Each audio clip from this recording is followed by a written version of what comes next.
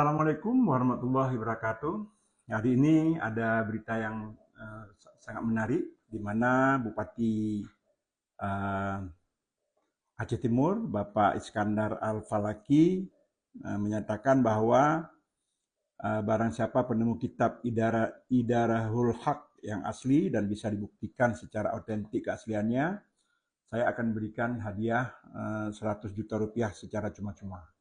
Ya, jadi kita menarik untuk membahas sebenarnya kitab ini mengapa sangat diperlukan supaya bisa ditemukan, ya bisa ditemukan oleh Bapak Bupati. Bahas mengenai penulis dari kitab Idaratul Haq dan latar belakangnya.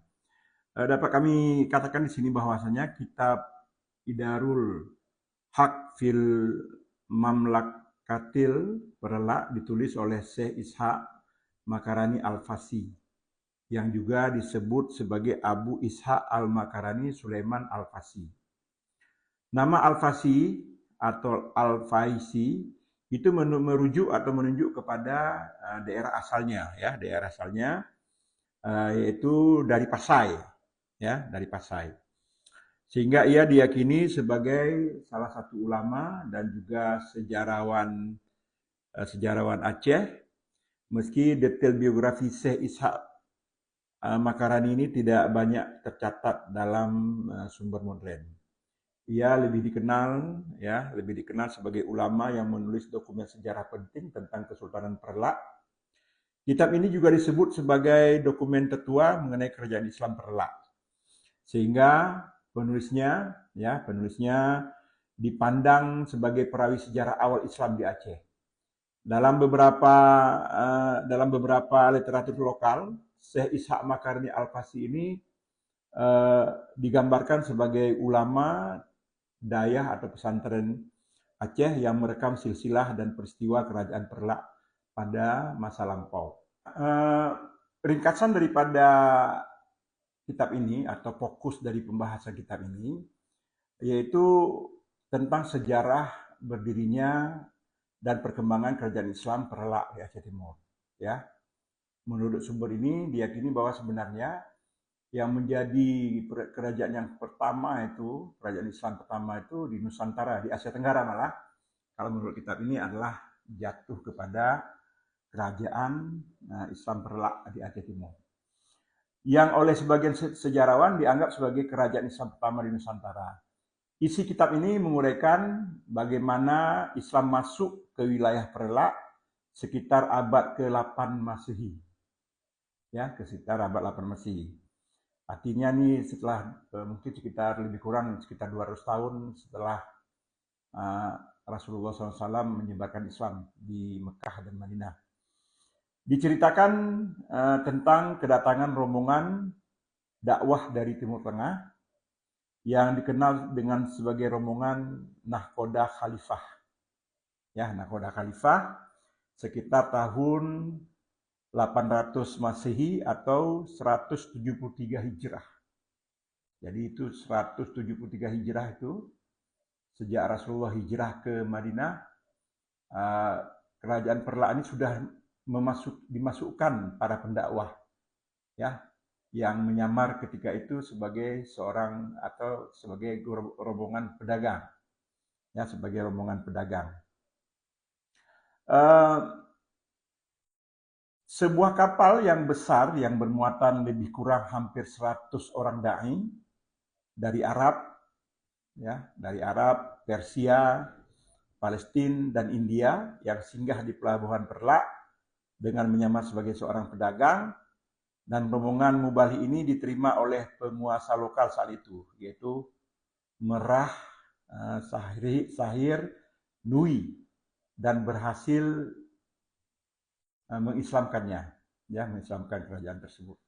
Ya, di dalam kitab Idarul Haq ini juga disinggung dinamika internal dari kerajaan, termasuk perbedaan paham keagamaan. Sumber-sumber sekunder yang merujuk pada kitab ini menyebutkan bahwa adanya pertentangan, ya, pertentangan antara Syiah dan Sunni di Kesultanan Perlak pada masa pemerintahan sultan-sultan berikutnya, yang sempat menyebabkan kerajaan terpecah belah, ya terpecah dua, maksudnya terpecah dua, yaitu Perlak pesisir berhaluan Syiah dan Perlak pedalaman berhaluan Sunni. Sebelum bersatu kembali, yang akhirnya kitab ini juga mencatat bahwa kerajaan Perlak berakhir pada tahun 1292 ya Masehi, dengan bergabungnya Perlak ke dalam kerajaan Samudra Pasai. Ya. Kitab ini juga menyebutkan tentang proklamasi ya berdirinya kerajaan Islam Perlak. Malah menurut beberapa sumber ini ada tanggalnya, yaitu pada tanggal 1 Muharram tahun 225 Masehi. Tahun 225 Hijriah atau 840 Masehi. Dengan menobatkan putra hasil perkawinan antara pendakwa Arab atau bangsawan lokal sebagai raja pertama. Raja tersebut bergelar Sultan Alauddin Said Maulana Abdul Aziz Shah, yang awalnya bernama Said Abdul Aziz, putra dari Said Ali bin Muhammad Dibai, keturunan dari Imam Ja'far Shadiq, dengan putri negeri Perlak. Ya, kitab ini kemudian menguraikan juga silsilah tentang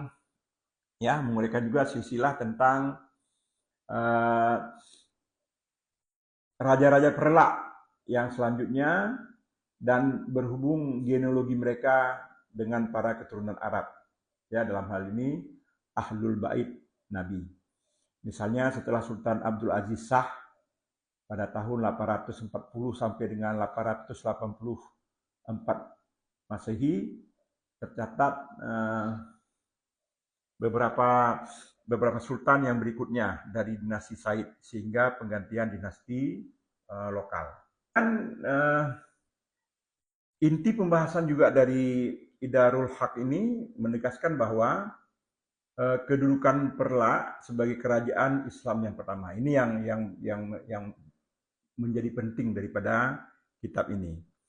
Di Asia Tenggara ya, ini bukan hanya di Aceh atau di Nusantara, tapi juga di Asia Tenggara sebagai kerajaan Islam pertama atau kerajaan non-Islam yang pertama diislamkan oleh para pendai yang datang dari Arab, ya, yang juga dari Palestina dan beberapa tempat lainnya. Dan menampilkan fakta-fakta sejarah versi lokal Aceh, misalnya perubahan nama ibu kota dari Bandar Perlak menjadi Bandar Khalifah untuk mengenang jasa para dai nakoda Khalifah. Penggunaan mata uang sendiri hingga daftar raja-raja yang berkuasa. Kitab ini menjadi sumber sentral bagi klaim bersejarah Aceh, ya, sejarah Aceh sebagai pintu pertama masuknya Islam di Nusantara. Meskipun demikian, perlu dicatat bahwa sebagian besar sejarawan bersikap kritis terhadap isi kitab ini. Ya, bersikap kritis tentang kitab ini karena Idarul Haq selama ini hanya bersumber dari salinan yang tidak utuh. Keabsahannya pun datanya diperdebatkan. Beberapa ahli itu meragukan apakah kerajaan Perlak benar-benar yang tertua, yang sebagaimana yang diklaim, mengingat minimnya bukti-bukti artefak fisik, ya, baik misalnya makam dan lain sebagainya yang ditemukan secara fisiknya di daerah Aceh Timur. Dengan kata lain, Idarul Haq adalah referensi penting tentang kerajaan Perlak, namun isi dan otentitasnya masih memerlukan kajian kritis lebih lanjut di kalangan para akademisi. Berikutnya kita coba membahas, ya, ini saya cari dari berbagai sumber, tentang tahun dan tempat terbit dari kitab Idarul Haq ini. Kitab Idarul Haq fil Mamlakatil Perlak tidak dicetak ataupun diterbitkan secara resmi layaknya buku modern.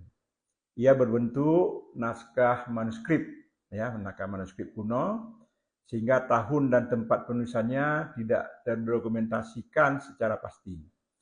Berdasarkan isi dan konteks, ya, berdasarkan isi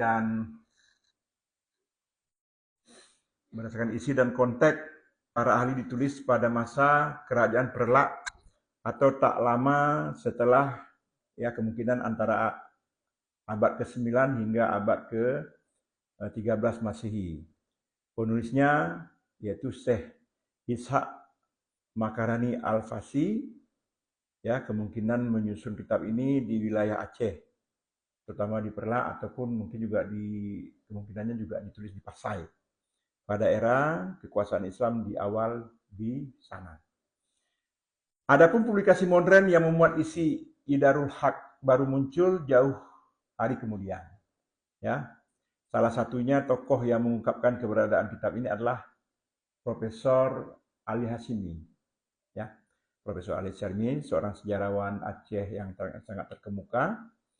Dalam karyanya pada tahun 1983, Ali Hashimi mengutip keterangan dari salinan kitab Idarul Haq, misalnya tentang rincian tahun berkuasanya Sultan Alauddin Abdul Aziz Shah di Perlak. Dengan demikian, tahun terbit kitab ini bisa dikatakan tidak diketahui karena merupakan manuskrip lama yang tidak dicetak. Tetapi pada pertama kali dikenalkan ke publik ilmiah modern sekitar tahun 1980-an melalui seminar dan buku-buku sejarah Aceh. Seminar sejarah masuknya Islam, ya, ke Aceh pada tahun 1980 secara khusus menjadikan Idarul Haq sebagai rujukan utama dalam kesimpulannya. Dan sejak itulah beberapa literatur Hashimi dan kawan-kawan pada awal tahun 1980-an di Aceh atau di Indonesia mulai mempublikasikan isi kitab ini dalam bentuk terjemahan dan rangkuman. Tempat penulisan manuskrip aslinya kemungkinan di Aceh Timur atau di Perlak atau di Pasai, ya, di Pasai. Namun tempat versi salinan tulisan ulangnya yang diketahui adalah di Aceh atau di Banda Aceh, ya, ketika dibahas oleh para sejarawan lokal ketika dalam seminar tersebut. Ya, sekarang mari kita bahas tentang keberadaan baik yang cetak atau kemungkinan juga yang digitalnya, ya, yang digitalnya. Secara fisik, ya, naskah asli dari Idarul Haq hingga kini belum ditemukan dalam kondisi utuh dan otentik. Ya, belum pernah ditemukan. Dalam seminar sejarah Aceh tahun 1980 di Kuala Simpang, ya, salinan kitab ini sempat diperlihatkan, namun hanya berupa lembaran-lembaran lepas fotokopian dan bukan manuskrip asli yang lengkap. Jadi sejak itulah kitab Idarul Haq ini menjadi naskah misterius. Ya, menjadi naskah misterius. Para peneliti belum berhasil melacak di mana keberadaan kitab aslinya. Beberapa pendapat bahkan mencurigai jangan-jangan kitab ini tidak pernah ada. Ya, tidak pernah ada dalam bentuk lengkap atau hilang di telan zaman, mengingat sulitnya menemukan jejak fisiknya. Sampai pertengahan tahun 2020-an belum ada laporan yang resmi tentang keberadaan daripada kitab Idarul Haq ini. Tersimpan di perpustakaan mana, misalnya tidak tercantum dalam katalog atau naskah Nusantara di Perpustakaan Nasional RI, maupun di museum publik. Balai Pelestarian Cagar Budaya Aceh juga belum memiliki naskah aslinya. Namun mereka mengakui keberadaan Idarul Haq melalui rujukan di karya-karya akademis. Contohnya, peneliti Aceh mengutip salinan Idarul Haq versi Ali Hashimi untuk data sejarah Sultan Perlak. Dengan kata lain, yang ada saat ini hanyalah salinan, kutipan, ringkasan isi Idarul Haq di berbagai buku dan tulisan, belum berupa naskah asli yang dicetak, ya.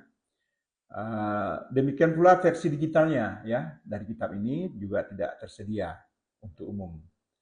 Pencarian melalui jaringan internet, ya, tidak menemukan PDF-nya atau e-book Idarul Haq yang valid. kecuali kutipan-kutipan parsial di skripsi ataupun di artikel-artikel sejarah. Upaya digitalisasi pun terhambat karena naskah aslinya belum ditemukan. Praktis keberadaan kitab ini lebih banyak di ranah referensi sekunder, kutipan dalam buku atau jurnal daripada bentuk fisik atau digital tersendiri. Ya, mungkin keinginan dari Bapak Bupati Aceh Timur untuk mendapatkan naskah otentik baik cetak maupun digital terhadap kitab Idarul Haq ini mungkin masih membutuhkan waktu, ya. Mungkin setelah diumumkan secara terbuka dalam koran, ya, terutama di Celam Indonesia, kita berdoa supaya kitab ini bisa diperoleh. Mungkin ada pihak-pihak dari keluarga yang bisa menemukannya, bisa memberitahukannya kepada pihak pemerintah Kabupaten Aceh Timur. Tapi kami juga berharap kepada perpustakaan baik yang di provinsi maupun yang dikelola oleh pemerintah pusat yang ada di Banda Aceh ataupun juga di Jakarta, atau kemungkinan juga yang ada di Leiden dan sebagainya, terutama yang juga di Singapura. Mungkin siapa yang bisa menemukan ini tentunya akan sangat berguna karena dapat meluruskan sebenarnya Islam itu pertama sekali itu masuk ke Aceh ataupun di daerah lainnya di Nusantara. Demikian yang dapat kami sampaikan. Terima kasih. Assalamualaikum warahmatullahi wabarakatuh.